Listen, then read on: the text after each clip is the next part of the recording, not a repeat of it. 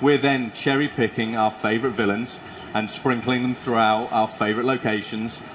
So you're going to get to play, I think, 34, 35 different heroes in and out of a non-linear story, Wow. may I hasten to add, a branching story, before you're going to get to Kang. And there are some twists and turns, right? There's some very cool things. Yeah. Working with Kurt just meant that we got to do something where the kind of design team and Kurt all kind of sat together and went, okay, what are we going to do? Let's do something really cool. Let's do something really exciting. And it was great to watch because you could see them pinging ideas off each other and go, oh, have you thought about this? Oh, we can do that. And add this character and add this location. And it just meant that it was this kind of really exciting story. We can't wait to show more of it because there's some really cool things in there. Yeah, and considering timelines, how are all these characters going to interact? That is one of the most exciting things. So, yeah, there's a Cowboy Captain America, right? Mm-hmm. An awesome version of Captain America. But because of all this time travel and Kang's bringing everything in and out, and you've got Celestials in there and all sorts of weird and wacky stuff, you're actually going to have situations where you have two of the same character from different timelines in your playable party. You may have Spider-Man Noir with Spider-Man 2099, and obviously you have that interaction. They'll talk to each other, and there's that dialogue of, hold on, I'm Captain America, no, I'm Captain America. and it makes for some really, really funny, sort of amusing plot lines within the larger sort of narrative. It is an absolutely phenomenal game. Sounds incredible. Yeah. I want to hop into some gameplay. Should we do it? I think we should, right? Sounds like a great idea. All right, let's do it. Ooh, I fell off you. I'm really excited to see what you guys have to show us here today. Thank you very much. Thank you. All right, so where are we starting, guys? Well, what we thought we'd do, does anyone want to see what we're kind of doing with the open world hub? Is that, I guess, that's what people want to see, right? Everyone at home is definitely going to want to see this, right? So, we have gone for an open world hub that is not just one. Lego Marvel Superheroes had Manhattan, okay? Our game here, Lego Marvel Superheroes 2, is set in a city called Chronopolis, which is Kang's brought all of these areas together. So, you'll have Manhattan. So, Manhattan here is snowy. There's a very good reason why it's snowy. And that's because it's next to the mountains of Kunlun, which is next to a whole host of other different locations. So Phil's going to basically give us a tour as we're looking around. And it's beautiful. I mean, it just looks so incredible. Yeah, this is just a tiny, tiny piece of it. So when Phil's been playing around with Spider-Man Noir, impressive, which is one of a myriad of Spider-Men, by the way, in this game, because everyone loves different Spider-Man characters. But there is also in sort of Chronopolis, you've got Wakanda, you've got Sakaar, which is where Thor Ragnarok is going to be set. You've also got various versions of Manhattan. We've got an underwater city. So I think what we can do is probably get Star-Lord to fly around. He might be a bit quicker.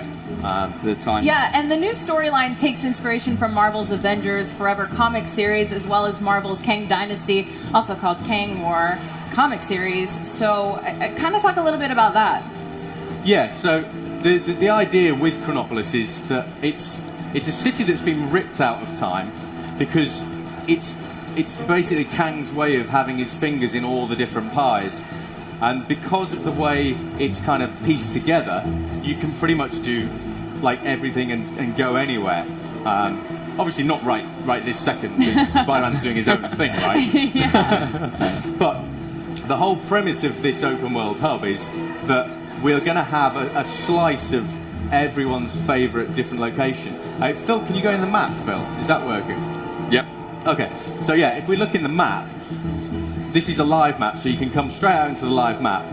And if Phil can move this round, technical issues, it's always wonderful. But we've got places like ancient Egypt, we've got Hala, we've got, like we said there, with Noir, New York. We've also got, up in the sky, Atalan. We've got Nowhere, which, for those that are familiar with Guardians, it's where the first Guardians movie was based. Yeah. But all of this is in one massive open-world city. So if we can fly around, that's probably an easier way of doing it. Star-Lord. Oh, yeah. I blame Sharples for all of this. But if we can fly around, That's be so able to cool. see. So this wibbly wobbly thing at the side, this is part of the story. This is Kang kind of brings these places from their own time frames. So you imagine you've got something from medieval periods, you've got something from the future. Very early in the game, part of what you do is bring all these walls down to have this huge open world city.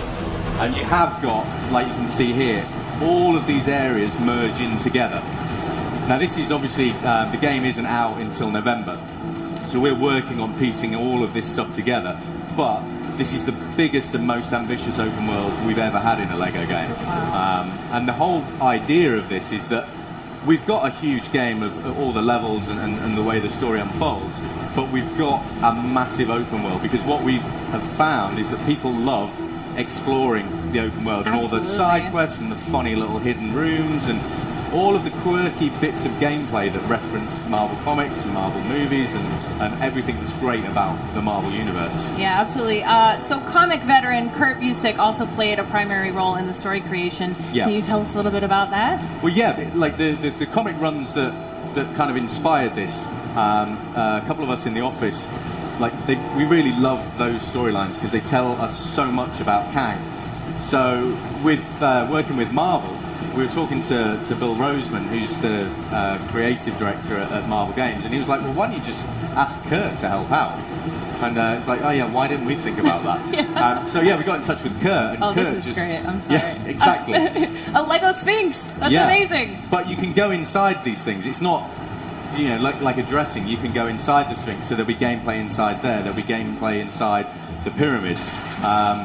There'll be bizarre little Egyptian men walking around. The idea is that this is a living, breathing city made up of 20 cities. And the whole premise behind the game is to go bigger and better than LEGO Marvel Superheroes. Wow. We want everyone that loved that game to, when they come to this game, be surprised. We want there to be surprises around every corner. So if I'm not mistaken, you guys actually have a new character to share with us, right? We do. Star-Lord's just going to have a little bit of a dance first, clearly. It's very fitting. Yeah, absolutely. And this is something that obviously we care about a lot at TT Games, is the personality. Absolutely. But yeah, if Phil can bring us in a quirky new character that's new to the game, and you'll see there's loads of hidden characters that are yet to be revealed. But what we're looking to do here is bring in one of my favourite characters who we're yet to put in. So we go across there. It's Lockjaw from the Inhumans, which to me is just a super awesome character. It's like, it's a dog for starters. However, a cute and cuddly dog from the Marvel Universe, he's not. Yeah. He can teleport. He's an absolute fiend when it comes to destroying bad guys and everything else. But being able to go and dive into the Inhumans, as well as everything else that's in the game, they form a really, really key part of the story as you get further into the game. And yeah, it's a great character, and I think a lot of people will be really, really pleased to see Lockjaw in the game. I hope so, anyway. Absolutely. So we talked a little bit about how large of a scale this is for this game, but how does that compare to Manhattan from the original? Oh, so this is a difficult thing. If I'm in the office and we were obviously designing this, and the team are like, well, how much bigger is this going to be? It's like, well, just a little bit bigger. But it actually turns out it's like significantly bigger. But that isn't necessarily just because that's what we designed. We have a great art team that decided to add to this and add to this, and we're all Marvel fans, so it actually got bigger and bigger. I think in terms of actual real estate, it's probably 4 or 5 times the size. It's huge. Wow. And this is just like one tiny component. We're still obviously working on all of this. But if Phil are you able to go up as Spider-Man? I don't know if you'd be able to go to up into the air. I can give it a try. As you go in every area, each area has its own theme. So as you go into the noir area, everything darkens down and all the colours kind of desaturate out.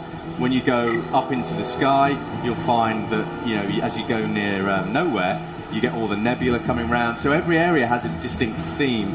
Every area has its own music. Every area has its own sort of enemies and threats and challenges. So we're really trying to go big on the scale of this thing. And it looks it. I love the attention to detail. So you talked about your favorite character a little bit, but do you have a favorite area maybe we should go check out that we haven't seen yet? I don't know if Phil's going to be able to get there, but I love the fact that we've managed to bring Lumeria into the game.